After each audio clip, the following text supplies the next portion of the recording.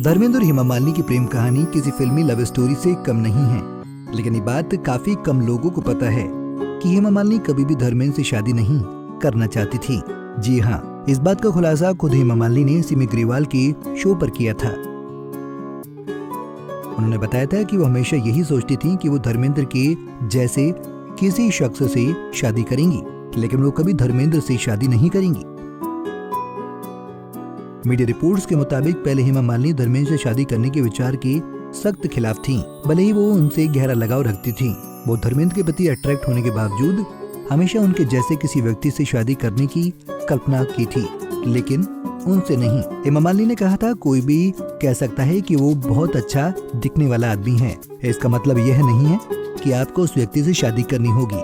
इसलिए मैंने उसके साथ काम करना जारी रखा, लेकिन इस इरादे से बिल्कुल नहीं कि मैं इस व्यक्ति से शादी करने जा रही हूँ। मैं कहीं न कहीं सोचती थी कि अगर मुझे शादी ही करनी है तो मैं उसके जैसे ही किसी व्यक्ति से शादी करूंगी, लेकिन उनसे नहीं। हेमा मालिनी और धर्मेंद्र ने कई फिल्मों में एक साथ काम किया, एक साथ काफी समय बिताया, जिससे उनका रिश्ता मजबूत हुआ।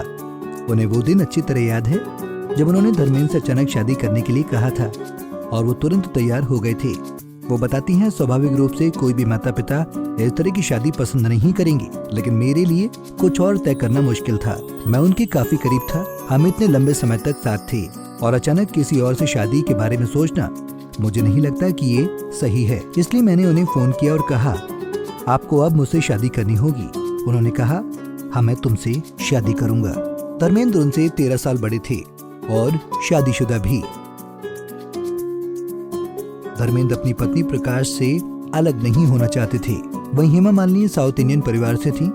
धर्मेंद्र ने मुस्लिम धर्म कबूल कर हेमा मालिनी से शादी करने का फैसला किया और उन्होंने अपना नाम बदलकर दिलावर खान रख लिया।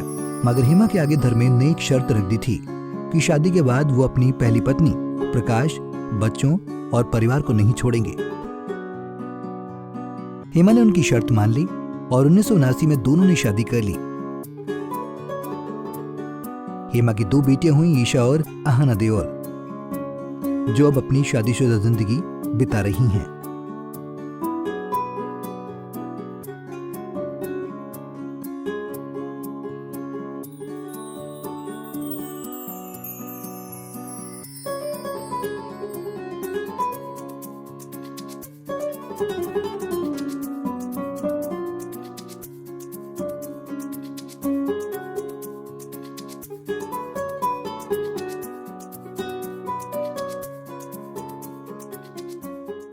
नारी से जुड़ी मोर अपडेट्स के लिए हमारे इंस्टाग्राम को फॉलो, फेसबुक को लाइक और यूट्यूब चैनल सब्सक्राइब करना ना भूलें।